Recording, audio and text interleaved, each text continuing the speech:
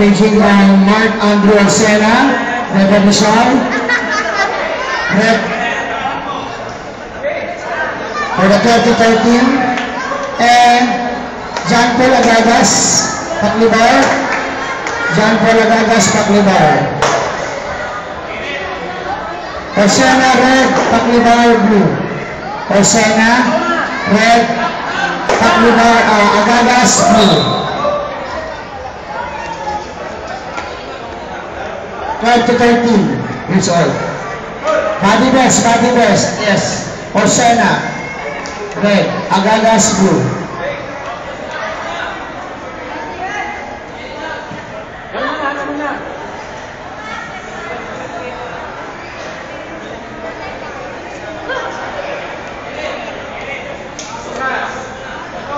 So ito po ay ang naglalaban po ay boys 10 to 11 years old. So doon po sa mga manonood na ngayon na nakakita ng laban, hindi po lahat ng palo na binibitawan ng mga bata ay may score. So kung sino po ang mauna na tama sa kanilang pagsasalpukan, yun lang na binibigyan ng score. So yung pong ganti ng isa sa salpukan na hindi po nabibigyan ng score kasi ganti pa lang yun, pahabol lang yun. Kailangan ma-reset ang galaw.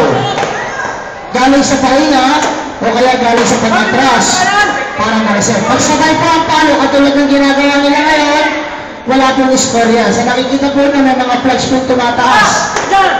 Pagka po dalawa pataas, dalawa hanggang tatlo at tumataas na flag, yan po ay may score. Pero pag isang flag lang mo ang tumaas na kulay, wala pong score yan. Kailangan dalawang flag pataas. Bawal din po ang umapak sa labas ng ating playing area.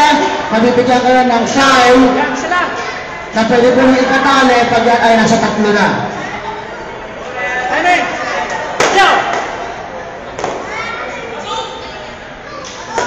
Yan, pumalo po ang pula. Nauna siya. Hindi tumama. Oh, tumama. Score ang blue. Hindi.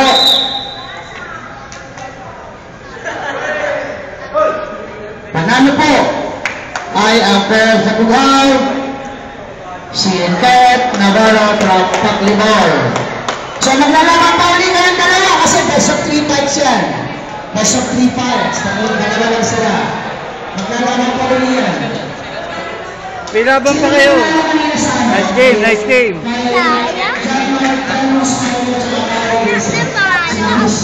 Mas maganda yung umaatake ka. Nakaka-score ka, no? Nag-aabang ka eh. Good dyan, good dyan. Pahinga. Ha? Simple.